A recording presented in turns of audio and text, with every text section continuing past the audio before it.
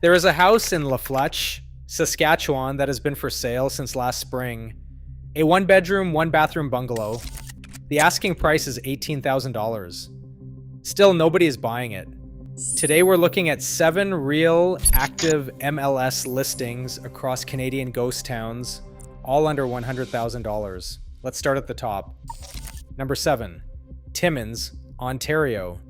$99,900. 118 Wendy Avenue dates back to the mid-20th century. They call it a fixer, a project property, with renovation costs before you've unpacked a single box.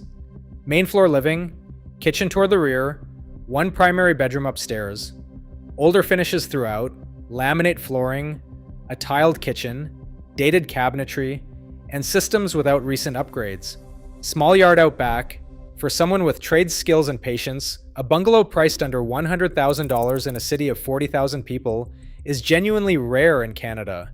But Timmins is 700 kilometers north of Toronto. The economy moves with commodity prices. Resale demand is limited. Whatever you put into this house, you will never fully get out. This is not a flip. The return comes from living in it. A functioning city with services, a hospital, and the Trans-Canada running through it can make this a sensible choice for someone with determination and the skills to take on the work. Number 6. Kapuskasing, Ontario. $65,000. Kapuskasing sits about 200 kilometers west of Timmins on Highway 11. Population around 8,000, slowly declining. The economy has historically depended on a Domtar pulp and paper mill, exactly the kind of single industry vulnerability that can turn a functioning town into a cautionary tale. 17 Lemerrier Street is roughly 1,100 square feet, with 5 bedrooms. On the main floor there is a living area, kitchen, dining space, 1 bedroom, and a 4-piece bathroom.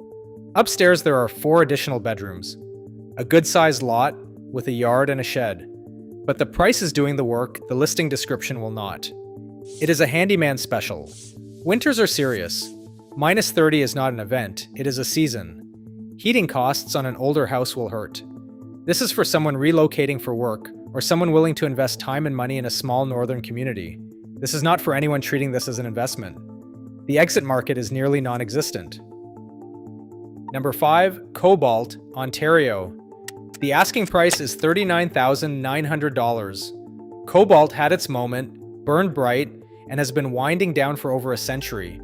In the early 1900s, it was one of the most significant silver mining communities in North America. Then the silver ran thin, and the miners left. The current population is under 1,200 and falling. 29 First Street is a 1-bedroom, 1-bathroom, 1.5-story house, marketed explicitly as a heavy renovation handyman project. Handyman project means structural issues beyond cosmetic. Step 1 is not renovating, it is figuring out what you are dealing with. There is a niche community of artists and history enthusiasts drawn to exactly this kind of place. The Cobalt Mining Museum is still operating. Heritage buildings still stand. But character does not pay for a new roof or a foundation repair. Know what you are buying before you fall in love with the history. Number 4. Timmins Rural Outskirts, Ontario. $34,000. Lot 11, Old Mill Road, outside Timmins in Northern Ontario means sparse surroundings. Limited road maintenance in winter, and neighbors are measured in kilometers. 1 bedroom and 1 bathroom, roughly 700 square feet. It is steps from the beach on Western Lake, with several fishing lakes nearby.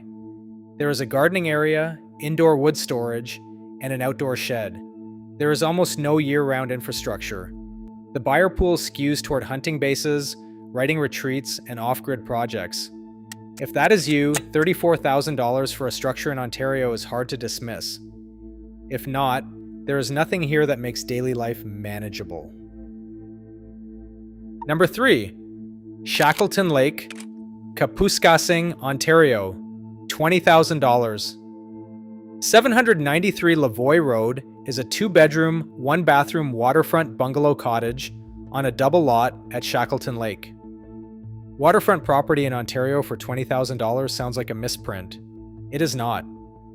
The property sits on leased campground land.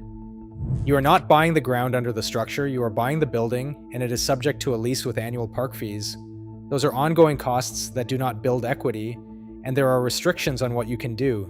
Because the land is leased, The resale market narrows to the vanishing point because most lenders will not finance a leased land property, cash only, small buyer pool, seasonal access.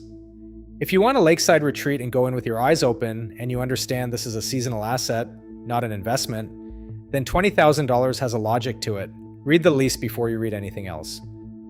Number 2, Coronach, Saskatchewan, $99,900. Coronach was built around coal.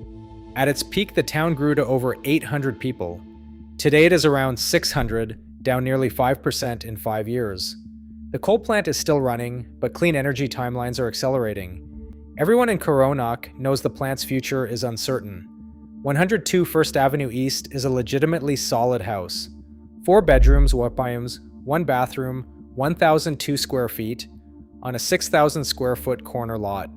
Built in 1928, heated double-detached garage, oak cabinetry, updated windows, all appliances and most furnishings included. The house is better than the price suggests.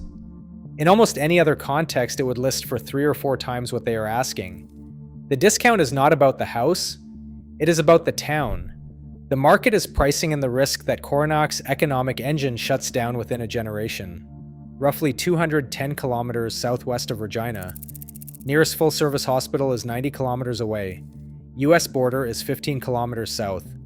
For someone who does not rely on the local job market and can handle the isolation, this could be a great deal.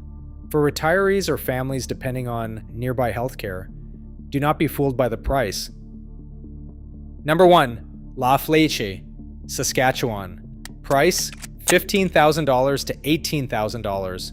Lafleche is a town of 373 people, with a K-12 school, a campground, and Thompson Lake Regional Park 10 minutes north. 214 2nd Street East is a 1-bedroom, 1-bathroom bungalow on 2 lots totaling about 4,300 square feet. Built in 1913. The living area is roughly 467 square feet.